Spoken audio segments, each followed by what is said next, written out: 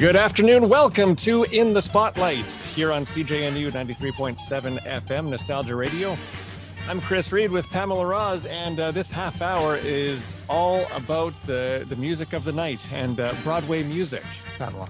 Yeah, I love your use of the words because, I mean, we always cover theater, the arts of some sort. We've been talking all sorts of different events going on in the city, but this one coming up very, very soon is very Broadway music focused, which is, holds such a special place in both of our hearts. Absolutely it does, yeah. And this is a concert that's coming up June 21st. It's a Tuesday night. It's called Music of the Night. It is packed with local talent, belting out Broadway tunes. It's just going to be nice to hear that kind of stuff again. And joining us to talk about that is the organizer of this concert. He's an amazing young individual, Tyler Layton. Tyler, welcome to In the Spotlight. Thank you so much for joining us. Thank you for having me. This is a really cool night coming up. It's Tuesday, June 21st at the Park Theater, Music of the Night, a fundraising concert. So tell us a little bit about what people can expect at this show coming up in just a couple weeks. Well, yeah, June 21st, it's going to be an amazing night. We have 7 incredible local musical theater performers who are going to be sharing their talent, their voices, backed up by a 3-piece band. And it's going to be like 2 hours of musical theater and Broadway hits. There's going to be a bunch of ensemble numbers. There's going to be some solos, some duets. It's just going to be a ton of fun, beautiful music, just a time for people to get back into a live theater setting, and for us performers to get to share, our love of theater with the audience. And so when all of this started, all the planning and everything, how did the idea come about, and how did you sort of get the ball rolling on everything? Yeah, so I guess a little backstory is, aside from theater and music and dance, one of my other passions is international development. And I work really closely with an organization called Live Different, which is a Canadian youth charity. And we work across Canada, but we also work internationally down in Mexico and in the Dominican Republic. And for the last few years and through the pandemic, I was really involved in their Mexico program. Basically, we bring youth groups from Canada, from schools, churches, or anywhere really, down to Mexico, and we help them lead build trips. We build homes for families in need down in communities in Baja, Mexico. And so I decided to come back to Winnipeg this past spring, and I just wanted to continue supporting them as much as I can. I still work with them a few hours a week, but I wanted to combine my passions of international development, working with this organization, and obviously music, theater, and Broadway. And so I thought, what better idea than a fundraising concert where I could combine those two things into one sort of exciting night, and we could also support some charities along the way. I follow your trips to Mexico on social media. I see the posts, and I can always see so much passion for the work that you do down there on the posts. For you, what is the most rewarding part, and what do you do when you're down there in Mexico helping out?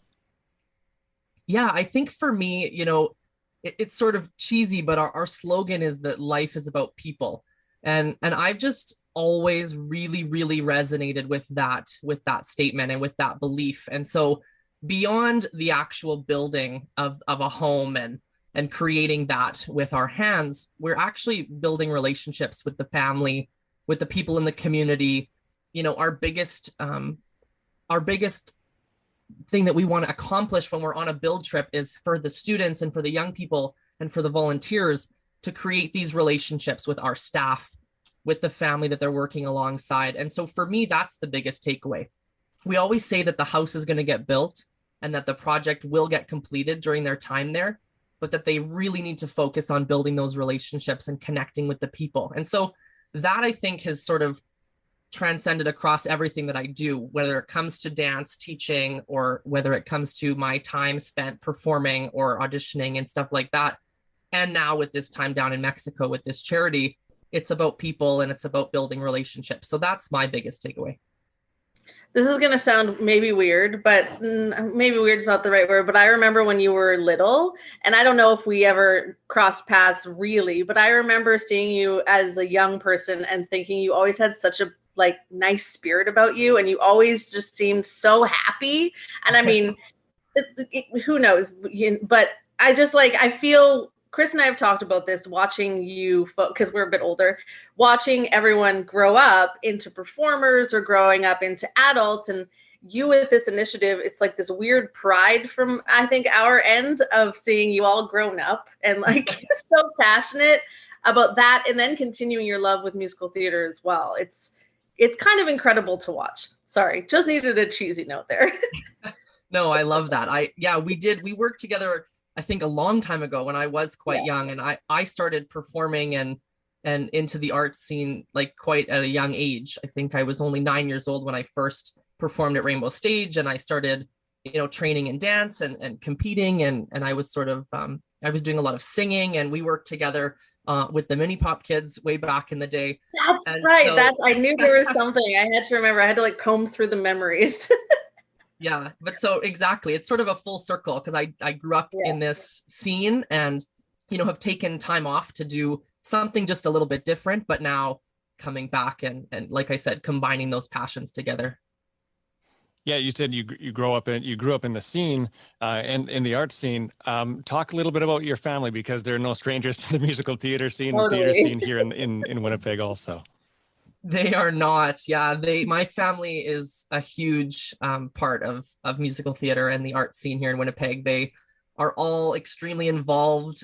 Even if they all haven't been on the stage, they've all been in the audience. They have supported numerous theaters and projects across the city.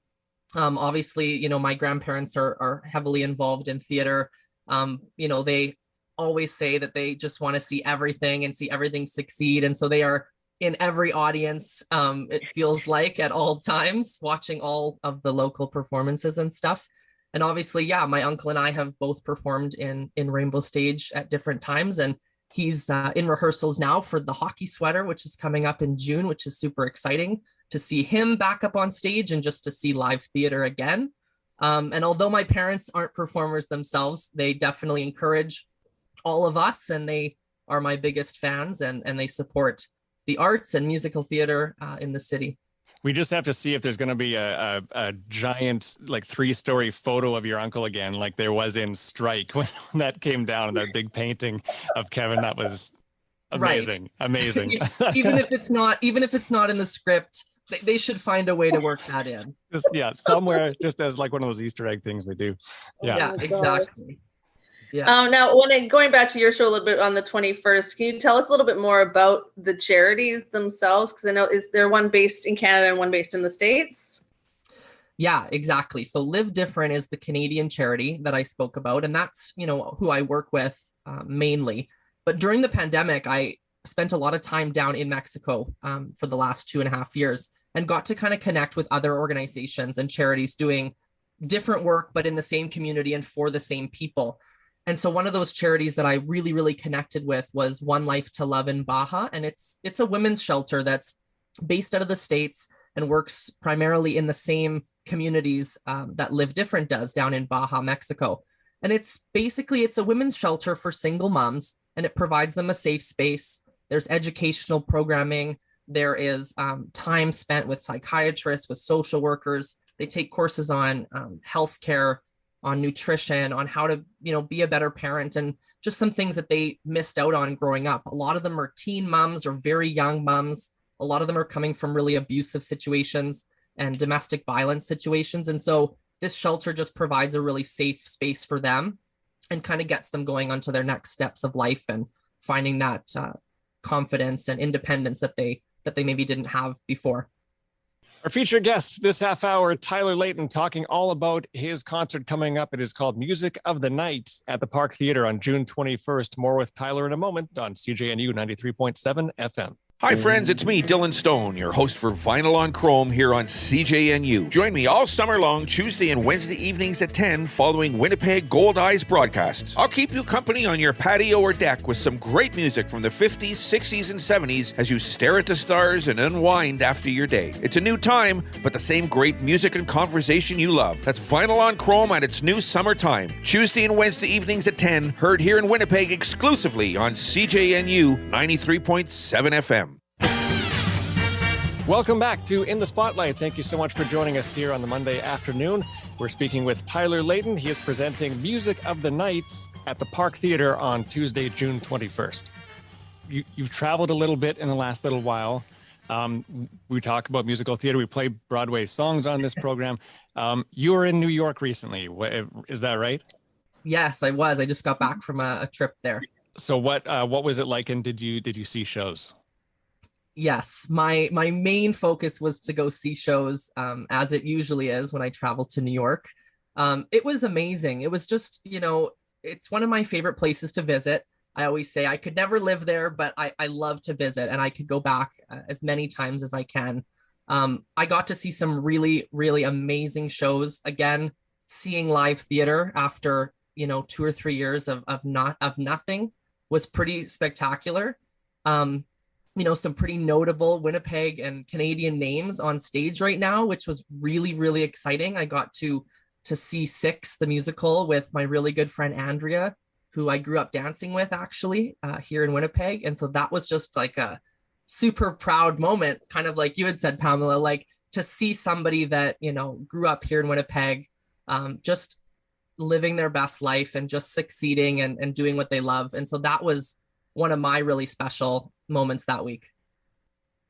I always say, of course, not everyone in the world's going to be lucky enough or fortunate enough, I should say, to be able to visit New York. But I always say if anyone gets the chance, even for a few days, especially as a theater lover, as someone who loves to travel, it's just exactly like you said. You wouldn't necessarily want to live there. My sister lived there for a few years, and now she's in Jersey, which is a big energy difference. But to visit there, it's something I get shivers thinking about it, because it's just this certain energy about the city, even if you don't hang out in Times Square because it can be chaotic. But to see a show, even off Broadway, to experience New York is something else. Yeah, there really is nothing quite like a Broadway show. So I was really fortunate and grateful to get to spend the week there and catch up with friends. And again, like I said, so many Winnipeggers and Canadians on Broadway, which is just amazing. Yeah. And speaking about performers, let's talk about the talent we're going to see on June 21st at the Park Theatre. Lots of local talent is scheduled for the show. Yeah, some amazing people. I still don't know how I managed to get them all free on that day and with our rehearsals. But yeah, it's going to be, obviously I'm going to be performing with the group, but we've also got Joseph Civillo, Simon Myron, Laura Olafson, Victoria Exgond, Lisa Bell, and Cassandra Consiglio is coming in from Vancouver to join us as well. So we have a incredibly talented roster of people performing that night. And we've also got Phil Corin as our music director, and he'll be playing the piano. And we've got Brendan Thompson on the drums and Meg Dolovich on the bass. And Brendan's going to be running from hockey sweater rehearsals as well. So he's doing double duty that week in preparation for their opening night the following Thursday. So really excited for who we've got working on this project. Yeah, and even if people don't recognize the names, like of course we recognize a wide majority of them, they'll know their faces and or their voices. Definitely. Like when you say Lisa Bell, I'm like, okay, that's incredible. Yeah, exactly. Just talking about Strike, and obviously she was in Stand and recently won an ACTRA award for her performance in that movie, which was amazing. And again, if people come to this concert, they're going to recognize so many faces, and then they're going to get to see obviously Laura Olafson and Joseph Civillo this summer in The Wizard of Oz at Rainbow Stage. And so these are people, they're working, they're busy, and I'm just so grateful that they have the time to work on this concert with me. Well, don't miss it. It's Tuesday, June 21st at the Park Theater, Music of the Night, a fundraising concert. Tyler, anything else you want to talk about regarding the show and why people should go? Yeah, I just think that if you love musical theater, if you love music in general, just come out for a great night. You will not be disappointed. We haven't had this opportunity in so many years, and so I just don't want people to miss out on this. And so yeah, Tuesday, June 21st, Park Theater. You can get tickets on the Eventbrite link, which is under Music of the Night, a fundraising concert, or the same name on our Facebook event page. You can find all the information on tickets. Well, we've said Music of the Night enough. I think it's time to play that tune right now. There's just a tapping in my head. Yeah. Tyler, thanks so much for joining us. Thank you for having me. From the Phantom of the Opera, Music of the Night on CJNU 93.7 FM. Great to speak to Tyler Layton about the show of the same name there coming up at the Park Theater on June 21st. Yeah, it's so nice because, we do have these big productions coming up at Rainbow Stage. RMTC's been doing theirs again, PTE, tons of stuff at M2YP.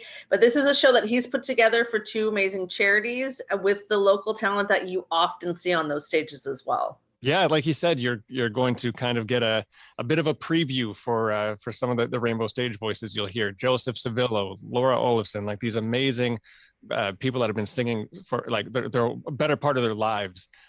Such incredible talent that we have here in Winnipeg, and this is going to be a great night. Again, it's at the Park Theater on June 21st, Music of the Night, and you can go to myparktheater.com for tickets. Then click the little Eventbrite link and it will take you right to it. But this is going to be a great night, and I don't think there's been anything like this in recent memory that we've talked about, where it's just strictly big Broadway songs that are going to put smiles on people's faces and really warm their hearts with all of the local amazing talent. Yeah, and you never know what you're going to get. Tyler mentioned there's going to be solos, there's going to be duos, there's an amazing backing band.